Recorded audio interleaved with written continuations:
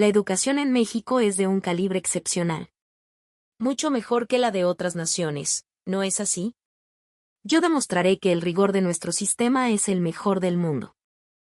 Esta era la convicción inquebrantable que ardía en el corazón de un joven estudiante, una llama forjada en el crisol del esfuerzo y el sacrificio.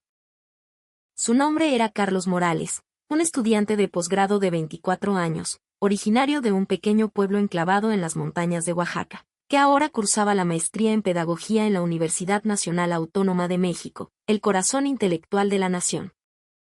Esta es la crónica de su viaje, una travesía que comenzó con una fe ciega en el sistema que lo había encumbrado, y que lo llevaría a confrontar una verdad histórica tan profunda y revolucionaria que sacudiría los cimientos de su identidad.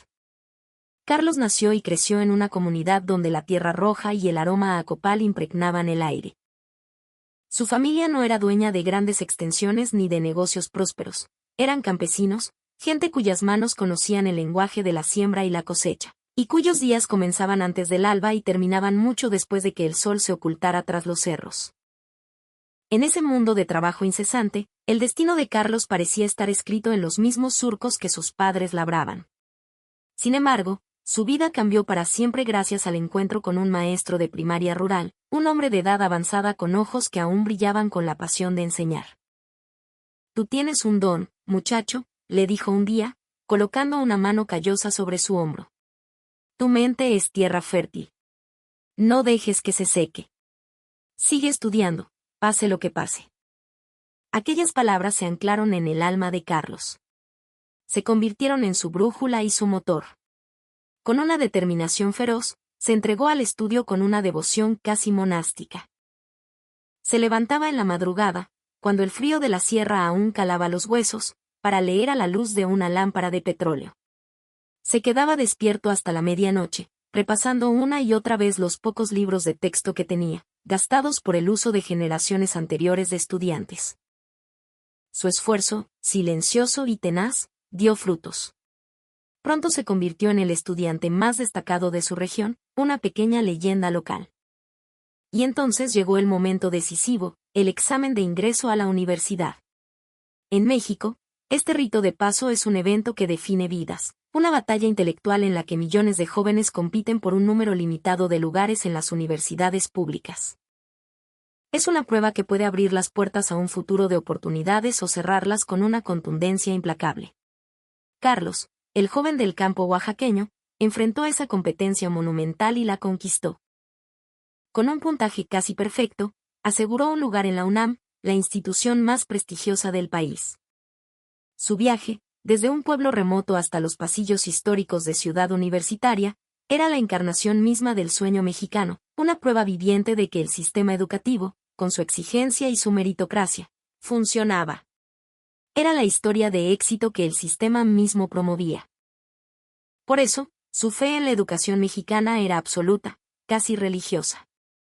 La educación es el gran ecualizador, solía decir. Con educación, una persona puede cambiar su destino, y un país puede cambiar su historia. Esta era su verdad, su credo. Su sueño era convertirse en maestro, como aquel que lo había inspirado, para encender en otros niños la misma chispa que había iluminado su propio camino. Pero su ambición iba más allá. Anhelaba participar en la formulación de políticas educativas, reformar el sistema desde adentro para crear una sociedad donde más niños como él tuvieran la oportunidad de triunfar. Cuando ingresó a la maestría, Carlos eligió como tema de tesis un estudio comparativo de los sistemas educativos en América Latina y el mundo. Su plan era ambicioso: analizar los sistemas de México, comparándolos con los de potencias educativas globales, para demostrar, con datos y rigor académico, la superioridad del modelo mexicano. Siendo sincero, Carlos miraba con cierto desdén los sistemas educativos de otros países, especialmente los europeos. Le parecían demasiado laxos, centrados en un bienestar que, a su juicio, era una forma de consentir a los niños, de protegerlos de la competencia que forja el carácter. Es la competencia feroz, la presión constante, lo que nos hace crecer, afirmaba con convicción. El sistema mexicano produce profesionales resilientes, capaces de triunfar en cualquier parte del mundo, precisamente por esa dureza. Él mismo era el producto de esa forja. Su éxito era la prueba irrefutable de que su filosofía era la correcta. Su postura era inamovible. Para comenzar su investigación, decidió analizar los datos contemporáneos. Los resultados de las pruebas internacionales como PISA, las tasas de ingreso a la educación superior, la inversión gubernamental en educación. Recopilaría cada cifra, cada estadística, para pintar un cuadro incontrovertible de la excelencia de México. Con un entusiasmo desbordante, Carlos se sentó frente a la computadora en el cubículo que le habían asignado en el Instituto de Investigaciones sobre la Universidad y la Educación. Estaba listo para escribir el primer capítulo de una tesis que, estaba seguro, consolidaría su carrera y su visión del mundo. Pero en ese momento, no podía siquiera imaginarlo.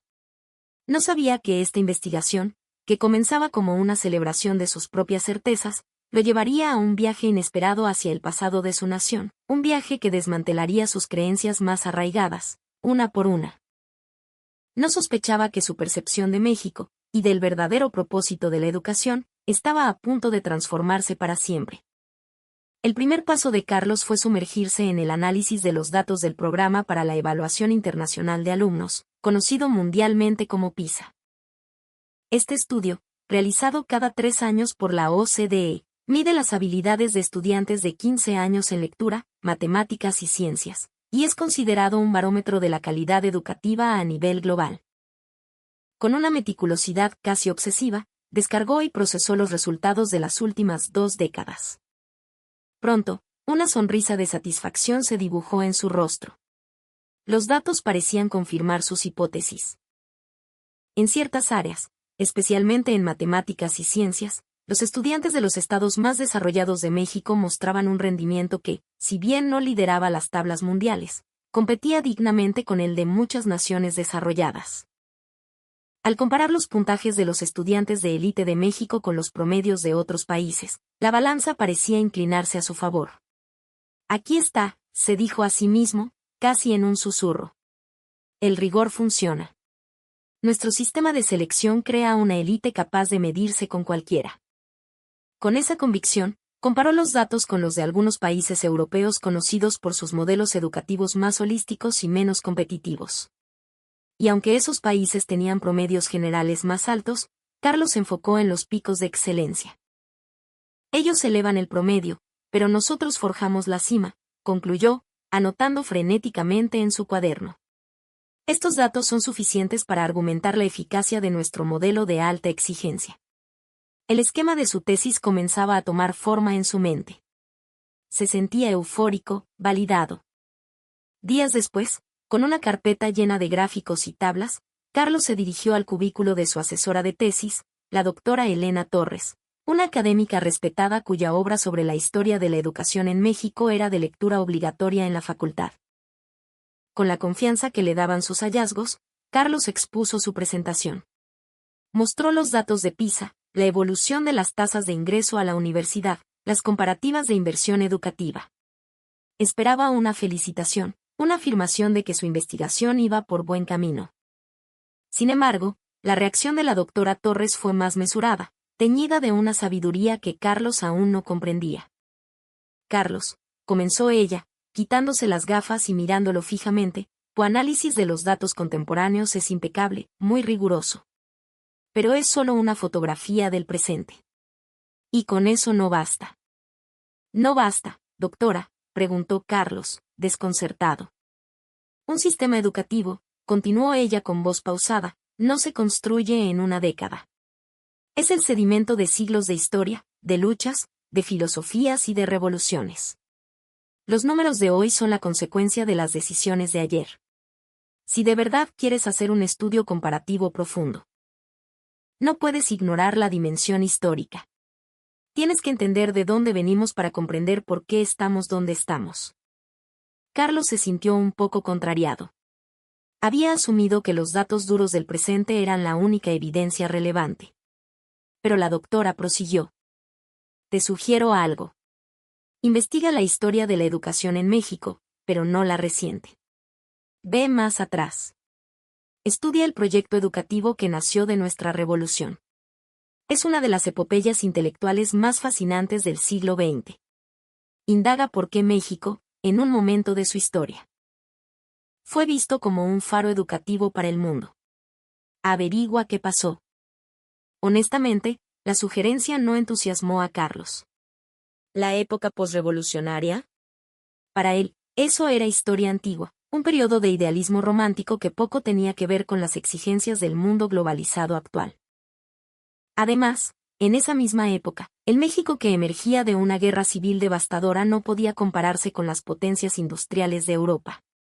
Estaba seguro de que cualquier comparación histórica solo revelaría las carencias del pasado. Sin embargo, el consejo de su asesora era una directriz que no podía ignorar. Está bien, doctora. Lo investigaré, dijo, aunque su tono delataba su escepticismo. Seguramente, al estudiarlo, encontraré aún más pruebas de cómo nuestro sistema actual ha superado las limitaciones del pasado, pensó para sí mismo. Con esa idea reconfortante, se dirigió a la Biblioteca Central, un templo del saber custodiado por los murales de O'Gorman. Buscaba datos históricos, cifras que compararan la educación del México de principios del siglo XX con la del porfiriato que lo precedió. Pero Carlos aún no lo sabía. No tenía la menor idea de que los documentos que estaba a punto de descubrir en las entrañas de esa biblioteca no solo complementarían su tesis, sino que la harían estallar en pedazos. No imaginaba que su inquebrantable fe en la superioridad del presente estaba a punto de ser confrontada por la grandeza olvidada del pasado. Y ni en sus sueños más remotos habría pensado que su orgullo por el México de hoy se vería desafiado, y finalmente enriquecido, por el México de ayer. En la penumbra silenciosa de la sección de Historia de México, entre el olor a papel antiguo y a conocimiento acumulado, Carlos encontró un volumen encuadernado en piel oscura, La Cruzada Educativa, Alfabetización y Nacionalismo en el México posrevolucionario. Lo abrió con la displicencia de quien cumple una tarea. Al pasar las páginas, sus ojos se toparon con un gráfico de barras, una simple representación visual que, sin embargo, lo golpeó con la fuerza de una revelación. En ese instante, dudó de su propia capacidad de interpretación. El gráfico mostraba las tasas de analfabetismo en México. En 1910, al final del porfiriato, más del 70% de la población no sabía leer ni escribir. En algunas zonas rurales e indígenas, la cifra superaba el 90%. Era una nación de iletrados, donde el conocimiento era el privilegio de una minúscula élite urbana. Pero entonces, la segunda barra del gráfico lo dejó sin aliento. Para 1940, apenas 2 décadas después del inicio de las grandes campañas educativas, la tasa de analfabetismo había caído drásticamente. Imposible, musitó. Corrió a buscar otras fuentes, convencido de que había un error, una exageración patriótica. Buscó datos del censo de la época, monografías académicas, estudios de la SEP de aquellos años. Y todos contaban la misma historia. Un cambio radical, una transformación social lograda a una velocidad asombrosa. ¿Cómo lo hicieron?, se preguntó, sintiendo un escalofrío. Aturdido, se sentó pesadamente en una de las sillas de madera. Por un momento, olvidó su tesis, sus datos de PISA, su defensa del sistema actual. Se vio a sí mismo, un niño de un pueblo oaxaqueño. Si hubiera nacido 100 años antes, su destino habría sido casi con certeza el campo, el analfabetismo, el silencio. La idea lo sacudió profundamente. Él, que se sentía un producto de la meritocracia, de repente comprendió que su éxito no se debía solo a su esfuerzo, sino a haber nacido en una época que era heredera de una revolución educativa monumental. Por primera vez, una pregunta incómoda comenzó a tomar forma en su mente: ¿la educación de élite que él defendía, para quién era realmente? Si solo beneficia a los pocos que, como él, logran superar todas las barreras, ¿qué pasa con la inmensa mayoría que se queda en el camino? En ese instante, en el silencio de la biblioteca, la grieta en su armadura de certezas comenzó a abrirse. Se obligó a reaccionar. Esto es solo un dato histórico, se dijo a sí mismo, tratando de recuperar la compostura. Tengo que entender el mecanismo, la causa. Empezó a buscar de nuevo, pero esta vez con una curiosidad genuina, febril. Y entonces, una y otra vez, en cada libro y en cada artículo, aparecían 2 conceptos clave: José Vasconcelos y las misiones culturales. Descubrió que las misiones culturales eran brigadas de maestros, artistas, músicos, agrónomos y médicos que viajaban a los rincones más aislados del país. No eran simples maestros que enseñaban el abecedario. Eran apóstoles de una nueva fe, la fe en México. Llevaban consigo libros, pero también herramientas agrícolas, vacunas, instrumentos musicales y proyectores de cine. Enseñaban a leer y a escribir, sí, pero también enseñaban higiene, técnicas de cultivo, historia patria a través de murales y teatro popular. No imponían un conocimiento abstracto, lo integraban en la vida cotidiana de las comunidades. Lo que más impactó a Carlos fue su filosofía. No se trataba de una educación para crear obreros o burócratas. Era una educación para crear ciudadanos.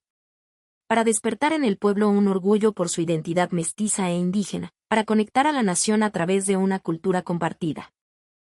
Vasconcelos, el primer secretario de Educación Pública, había concebido este proyecto como una cruzada espiritual. Editó masivamente libros de los clásicos universales y los distribuyó por todo el país, convencido de que el campesino más humilde tenía el mismo derecho a leer a Homero y a Platón que el intelectual de la capital. Carlos leyó sobre las escuelas rurales, construidas por los propios campesinos con adobe y teja. Descubrió que el sistema no exigía títulos formales para ser maestro misionero, bastaba con tener un saber que compartir y una pasión por México. El pago muchas veces no era monetario, sino en especie, comida, alojamiento, el respeto y el cariño de la comunidad. Era un sistema educativo basado en la solidaridad y el idealismo, no en la competencia y la selección. Contrastó esto con el modelo educativo del porfiriato, que él, sin saberlo, había estado defendiendo. Un sistema positivista, inspirado en el modelo francés, diseñado para formar a una pequeña élite técnica y administrativa que dirigiera el país. Un sistema que deliberadamente ignoraba a la mayoría de la población. Las escuelas eran pocas y estaban concentradas en las ciudades. La enseñanza era rígida, memorística y completamente ajena a la realidad de la mayoría de los mexicanos. Carlos sostenía en sus manos dos visiones de país, dos almas de México. Una que creía en la educación como un privilegio para los más aptos, y otra que la concebía como un derecho fundamental para todos, como el cimiento mismo de la nación. ¿Qué fue lo que perdimos?, susurró, mientras una emoción compleja, una mezcla de admiración por el pasado y de una incipiente decepción con el presente, lo embargaba. El orgullo que sentía por su propio logro ahora le parecía incompleto, casi egoísta. Su inquebrantable fe en el sistema que lo había premiado comenzaba a transformarse en un profundo cuestionamiento. ¿En qué momento el sueño de una educación para todos se había convertido en una carrera de obstáculos para unos pocos? Mientras profundizaba en su investigación, Carlos se obsesionó con una pregunta: ¿cuál fue la herramienta fundamental que permitió esa explosión de alfabetización?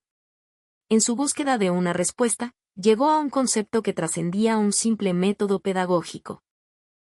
La clave no fue un alfabeto simplificado, sino una filosofía de comunicación total.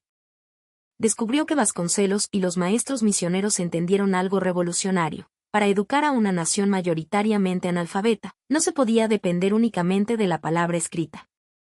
Había que hacer que el conocimiento fuera visible, audible, tangible. Y así, encontraron su abecedario en los muros de los edificios públicos. Carlos pasó horas estudiando fotografías de los murales de Diego Rivera en el propio edificio de la Secretaría de Educación Pública, los de Orozco en la Escuela Nacional Preparatoria, los de Siqueiros. Se dio cuenta de que no eran meras decoraciones. Eran libros de texto a cielo abierto. Contaban la historia de México, las luchas de los campesinos, la traición de los conquistadores, la gloria de las civilizaciones prehispánicas. Un indígena que no podía leer un libro de historia podía, sin embargo, pararse frente a un mural de Rivera y comprender la narrativa de su pueblo. Era un lenguaje visual, democrático y poderoso. Este fue el gran catalizador. La educación se desbordó de las aulas y tomó las plazas, los mercados, las paredes. Se manifestó en el teatro guiñol que recorría los pueblos, en los corridos que narraban las hazañas de la revolución, en las fiestas populares que celebraban las tradiciones locales. Los maestros rurales no solo enseñaban a leer la palabra, sino a leer el mundo que los rodeaba, a entender su lugar en la historia de una nación que estaba renaciendo. Carlos sintió una profunda admiración. Aquellos educadores no habían simplificado el conocimiento, habían diversificado sus canales. Habían entendido que la inteligencia humana tiene múltiples formas y que el aprendizaje es un acto comunitario. Se dio cuenta de que este enfoque era radicalmente opuesto al sistema actual, tan centrado en la evaluación estandarizada, en la respuesta correcta, en el texto escrito como única fuente de verdad. Le pareció particularmente conmovedora la inclusión de las mujeres en este proyecto. A diferencia del Porfiriato, donde la educación femenina era limitada y orientada al hogar, la revolución proclamó a la mujer como una pieza clave de la reconstrucción nacional. Miles de maestras rurales, jóvenes valientes, dejaron la comodidad de las ciudades para adentrarse en territorios hostiles, llevando la luz del saber. Eran figuras respetadas, líderes en sus comunidades. Esta tradición de inclusión y de una visión amplia del conocimiento, pensó Carlos, debía haber dejado un legado. Pero, ¿dónde estaba ese legado en la educación actual? Aún con el torbellino de ideas en su cabeza, una parte de él se resistía. Está bien, se concedió a sí mismo, históricamente, el proyecto posrevolucionario fue admirable. Pero eso fue en el pasado. El mundo de hoy es diferente. Hoy lo que cuenta es la excelencia científica, la innovación, la capacidad de competir a nivel global. Y en eso, nuestro sistema actual, al formar élites, tiene que ser superior. Para probar este último bastión de su argumento, decidió investigar los logros académicos más altos. El estándar de oro, el Premio Nobel. Con una confianza renovada, buscó en la base de datos oficial a los laureados mexicanos. Y entonces, recibió el golpe final. La lista era dolorosamente corta. En ciencias, un solo nombre brillaba con luz propia, Mario Molina, por su trabajo crucial sobre el agujero en la capa de ozono. En literatura, el gigante Octavio Paz. En La Paz, Alfonso García Robles. Eran figuras monumentales, sin duda, pero eran excepciones. Carlos esperaba encontrar una lista mucho más larga, un testimonio del poder de un sistema educativo riguroso para producir genios. Atónito, comparó la cifra con la de otros países de tamaño y desarrollo similar. La diferencia era notoria. ¿Por qué? México tenía universidades de clase mundial, investigadores brillantes, una inversión considerable en ciencia y tecnología. ¿Por qué, entonces, no se traducía en más reconocimientos de ese calibre? Buscando respuestas, encontró un ensayo de un conocido académico mexicano en una revista de divulgación científica. El título era provocador, La fábrica de promedios. ¿Por qué México no produce más premios Nobel? El artículo argumentaba que el sistema educativo mexicano, desde la primaria hasta el posgrado, se había vuelto experto en producir profesionales competentes, capaces de seguir instrucciones y pasar exámenes. Pero había fallado en cultivar las dos cualidades esenciales para la innovación de alto nivel, la curiosidad insaciable y la tolerancia al fracaso. El autor describía cómo, desde pequeños, a los niños se les enseña que solo hay una respuesta correcta. Se premia la memorización por encima del pensamiento crítico. Se castiga el error en lugar de verlo como una oportunidad de aprendizaje.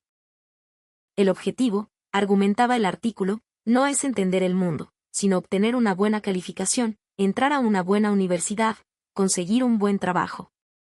La educación se había convertido en un medio para un fin, no en un fin en sí misma. Carlos sintió como si le hubieran quitado una venda de los ojos. Pensó en Mario Molina. Su descubrimiento no fue el resultado de haber memorizado la tabla periódica mejor que nadie. Fue el producto de una pregunta audaz, de una curiosidad que lo llevó a desafiar las verdades aceptadas. Pensó en Octavio Paz. Su obra no nació de un perfecto dominio de las reglas gramaticales, sino de una inmersión profunda y apasionada en el laberinto de la identidad mexicana. Y entonces lo comprendió todo. La conexión se hizo clara como el agua. El espíritu de las misiones culturales, la filosofía de Vasconcelos, no se trataba solo de alfabetizar.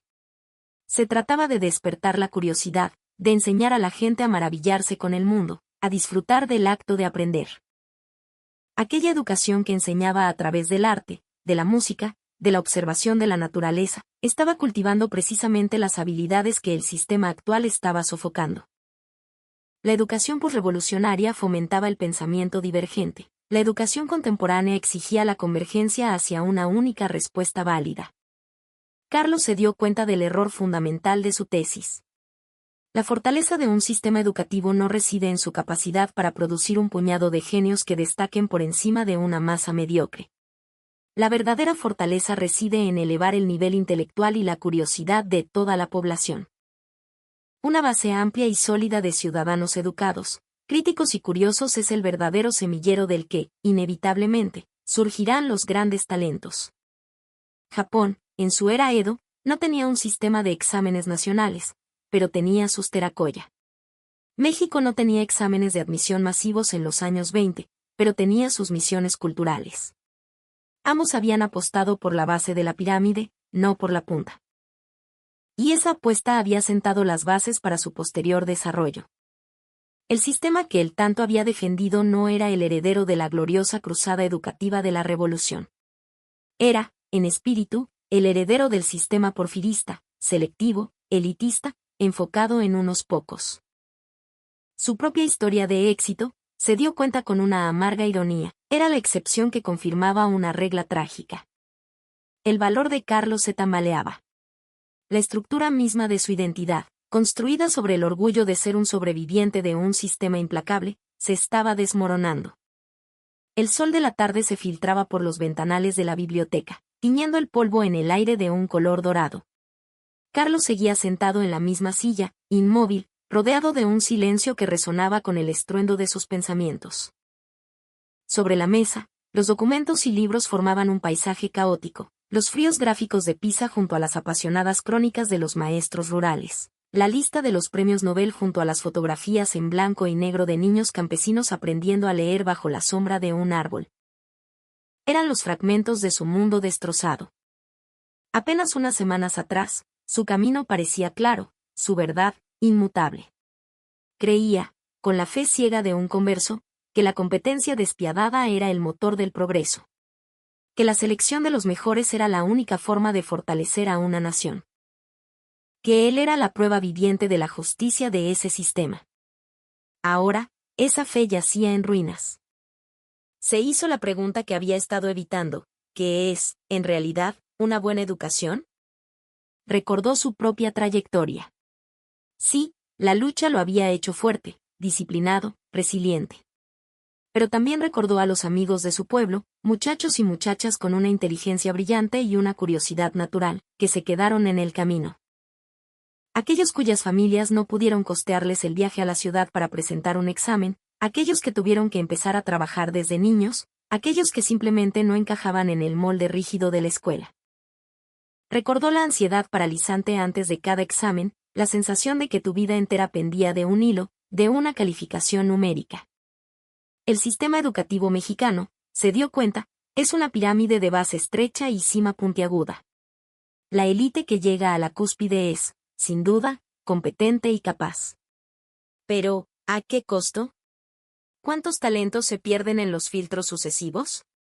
¿Cuánta creatividad se ahoga en el mar de la memorización?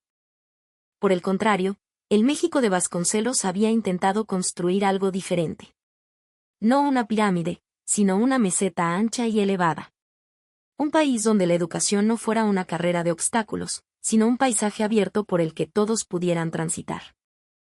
Habían bajado las barreras de acceso, no el nivel del conocimiento. Llevaron a Homero a los pueblos, no porque fuera fácil de leer, sino porque creían que la grandeza del espíritu humano pertenecía a todos, sin distinción de clase o de origen. Habían democratizado no solo las letras, sino la belleza, el asombro, el placer de saber. Con una curiosidad renovada, Carlos buscó en portales de noticias y opinión de México. Para su sorpresa, encontró que no era el único que había llegado a estas conclusiones. Artículos de opinión en periódicos como La Jornada o Nexos, ensayos de intelectuales contemporáneos, todos apuntaban en una dirección similar. Analizaban cómo el espíritu de la educación pública, gratuita y laica, consagrado en la Constitución, se había ido desvirtuando, convirtiéndose en un sistema que, en la práctica, segregaba y excluía. Descubrió que el debate sobre la necesidad de volver a un modelo más humanista y menos competitivo era vibrante y actual. Las voces críticas existían, y eran muchas.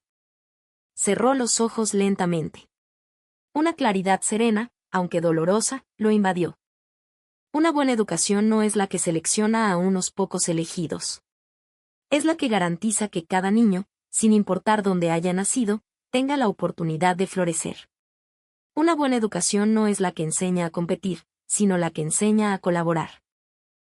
No es la que te da respuestas, sino la que te enseña a hacer preguntas. Es la que cultiva el amor por el conocimiento, no el miedo al fracaso. México, su México, había entendido eso casi un siglo atrás. Y lo había puesto en práctica con una audacia y una pasión que ahora le parecían heroicas.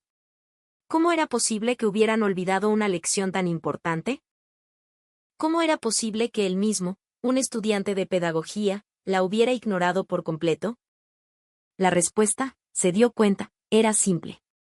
Porque la historia de la competencia es más seductora. La historia del éxito individual es más fácil de contar que la del progreso colectivo. Pero ya no para él. En su corazón, una nueva convicción comenzaba a germinar, reemplazando las cenizas de la anterior. México no necesitaba ser más duro. Necesitaba ser más sabio. Necesitaba recordar su propia historia, la de la cruzada educativa, y aprender de ella. Había que bajar las barreras, no para hacer la educación más fácil, sino para hacerla más universal, más profunda, más humana.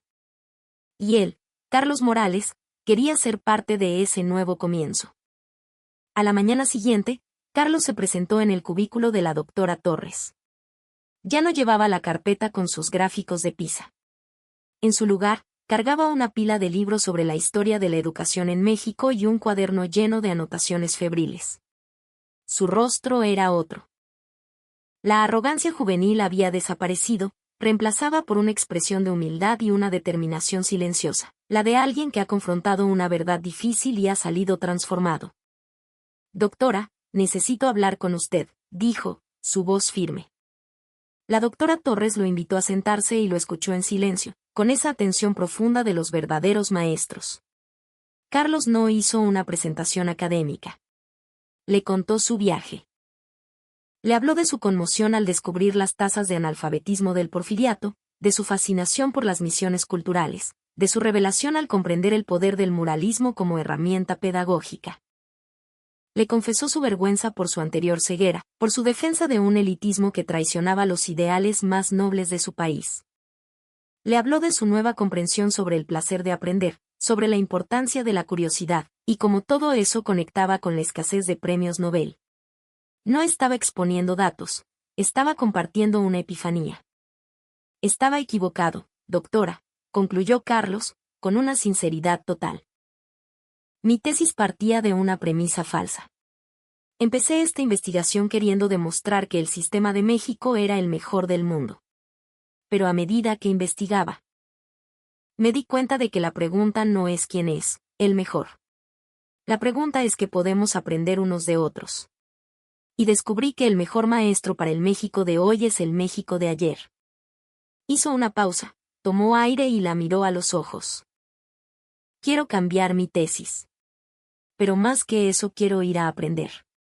Quiero ir a ver con mis propios ojos cómo funcionan otros sistemas que han apostado por la equidad y la creatividad. Quiero estudiar en el extranjero, no para escapar de México, sino para traer de vuelta ideas que nos ayuden a recuperar ese espíritu que perdimos. Una sonrisa cálida y sabia iluminó el rostro de la doctora Torres. Sabía que llegarías a esto, Carlos, dijo con suavidad.